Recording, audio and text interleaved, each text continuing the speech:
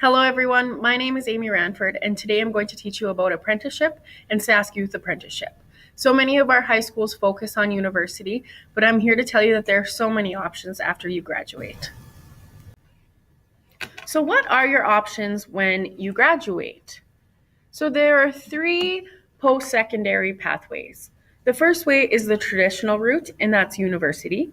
The second route is SASC Polytechnic, where you usually take a training course to become the career that you wish to be. And the third one is apprenticeship. So the three ways to get into the trade are direct entry. The best example I have of this is if you're willing to be or wanting to be an auto service technician, you would get a job right out of high school at Capital Auto Mall and you would work your butt off. The second option is Regina Skills and Trades. So here you take programs that train you to be the specific trade that you want to be. And if you're in top of your class, then you are offered a position. There's actually also the Saskatchewan Indian Institution of Technology, which is open to everyone. Here it is the same kind of deal. You will go there to learn to be into the trade that you want, and at the same time, they will have mentors and people to help you gain employment. And then lastly, there's the pre-employment program. So in the pre-employment program, that's usually at SASC Polytechnic, you pay about $5,000 for a one-year program. They teach you the basic entry-level skills. So there's three main reasons you should go to a pre-employment program. The first one is if you don't feel prepared to work in the trade that you want to, you should probably go to a pre-employment program. The second reason you should go is if you cannot find an employer. People and bosses love to hire people who are passionate and are willing to work hard. So if you show your interest by going to a pre-employment program, it'll be a lot easier for you to find a job. The third reason you should go to a pre-employment program is if your employer wants you to go. An example of this would be Capital Auto Mall. Sometimes they'll look at certain employees and ask them to go to a pre-employment program in order to gain experience. This is great for the employer as well as the student or the person working there. When they show interest in you, it shows that they're willing to invest time into you. So I would take the option and get more training. So let's look at some terms we need to know if we are going into apprenticeship. The first one is a designated trade. So a trade that is managed by the SASC Apprenticeship and Trades Certification Commission is a designated trade. It is recognized by Saskatchewan. The second is a sub-trade. So it's trade much the same, but they are certifications like a crane operator. The next term we are going to look at is indenture. So indenture means to be invited into an apprenticeship by an employer. When you are indentured, you sign a contract and you take that contract to the SATCC that formalizes you as an apprentice. That contract is called an apprenticeship agreement. So that's related to indenturing. You must sign this contract and take it to the SATCC. If you don't sign this contract, you are not formally an apprentice and you are not gaining the hours and not tracking the hours you need. So an apprentice is a student learning from a journey person. So your journey person is your mentor and your expert teacher. I always tell my students to ask as many questions during this time as possible. You will never have this time again to ask somebody as many questions. The more you learn from them, the better mechanic you will be. You earn while you are learning. So the whole time that you are learning from your journey person, you are actually making your wage as well. So a journey person will have a 2-to-1 ratio, so it's important to be aware of your surroundings. You need to ask how many journey people are in your shop at a time, as well as how many apprentices they have. If there's only one journey person and they already have 2 apprentices just starting, it would be smart for you to get another job somewhere else because it'll be a long 4-year wait before you get to make more money. So once you have worked your 1,500 hours, you will get a letter stating when school will begin, and you will go for 4 to 8 weeks. After this 4 to 8 weeks, you will come back to work for another 1,500 hours, and then after that 1,500 hours, go back to school. You do this for 4 years.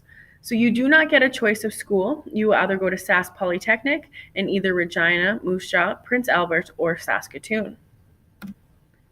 So what is a journey person? A journey person is a person who has the proper technical training and has passed the technical exam. So they have finished all of their working hours, finished all 4 years of school, and they have passed the journey person test. So at the end of your 4th year, you will take a comprehensive test. That means all 4 years of your technical training is smashed into one test. You need to get 70% or higher on this test in order to pass. If you don't pass, you will have to pay to retest, and you will get 6 weeks to study. If you fail that test again, you will need to go back for your whole 4th year again. So a Red Seal journey person is a journey person who can work anywhere in Canada. So you actually take your Red Seal test the same time as your journey person test. And if you pass, you're designated to be a journey person anywhere in Canada. If you want, in some trades, there is a Gold Seal that allows you to work in the US and some parts of Mexico. So why is apprenticeship a good option for you? So the benefits of apprenticeship, it's financially a better option. You make just as much money without the debt. You get paid while you take your training, so you earn while you learn. So what will your life look like? It's a 3-way partnership between you, the Sask Apprenticeship Trades Certification Commission, and the trade that you want to be in. So first, like I said, you will work for 1,500 hours, which equals about 10 months. You must keep track of your hours. There's about 100 hours on a timesheet. I've heard of many apprentices having their bosses misplace timesheets or not fill them out correctly, and then their hours are not tracked. So you must look at your pay stub and take notes because it is very common for people to make mistakes. Your hours will not carry over. So if you work 1,800 hours, when you come back from your 4 to 8 weeks of school, you will have to work exactly 1,500 hours. Those 300 hours will not carry over. So you will get a letter explaining when school is and whether you want it. My best advice is never to turn down school. When you come back from school, you get a 14% wage increase. So you're just really turning down money. So you go to school for 4 to 8 weeks and you do this 4 times for about 4 years. So what does school look like? You go 8:30 to 4:30, Monday through Thursday. There's an exam every Friday. There's trades math at the end of the day unless you pass the initial math test, which is 80% or higher. There's about 2 to 3 hours of homework every night and binders with modules. If you fail, you must stay until 5:30 to catch up, or the SATCC will remove you from the program. You have 2 chances to fail and then you are out permanently. There are no cell phones or you will be sent home, and you cannot miss more than 2 days. That brings us to Sask Youth Apprenticeship. So what is Sask Youth Apprenticeship? Sask Youth Apprenticeship raises awareness of apprenticeship in Saskatchewan schools by helping young people discover what rewards come with being a youth apprentice and working in the skilled trades. SYA enhances student career development by exploring the world of opportunities skilled trades offer Saskatchewan youth. So the benefits of SYA, you get 300 working hours. So like I told you, you need to work 1,500 hours before you go to your first year of school. By completing the SYA program, they will gift you 300 working hours, which means you only need to work for 1,200 hours before you get to go to school and eventually make more money. Sask Youth Apprenticeship will also pay for your first year at Sask Poly, which is about $750. They will also pay your registration fee at the SATCC, which is $200. So I always compare 2 students. Say student A does SYA and student B does not do SYA. Student B is working 1,500 hours and student A is working 1,200 hours. Student A does not have to pay $750, but student B does. Student A does not have to pay the registration fee of $200, but student B does.